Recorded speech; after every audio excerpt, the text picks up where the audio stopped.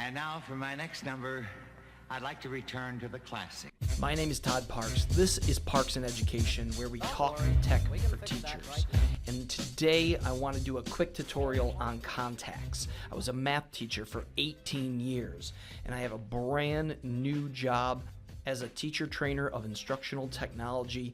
And I have a whole new list of contacts and people that I'm meeting, and I've got to put them in the correct place. So first thing is, how do we get to contacts when we're already logged into our Google account? And we're going to go to the app launcher, or what they've called the waffle. And inside of this, you may have it already where I have it, but it may be down a little bit lower. If you scroll down here, you can take any of these and move them around wherever you like. I'm going to take my contacts and move it right up next to my Gmail. And if I click it, you guys will see it. It'll take me, well, right where I was. I don't have any contacts yet, so how can I do this? So there's two ways that I've seen.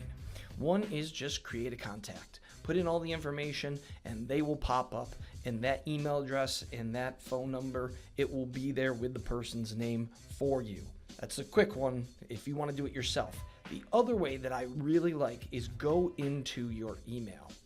So inside of my email, I have one email here. It's just a generic email from GoGuardian, and I'm going to click on it and open it up. If you hover over the three dots over here on the right side that say More, as you go down the list of options that comes up, you should see something that says Add and then the email address to your contacts list. And if you go ahead and click that, that sender has been added to our contacts list. Let's go back and let's see if it actually worked. I'm going to hit my waffle again, hit contacts, and there they are.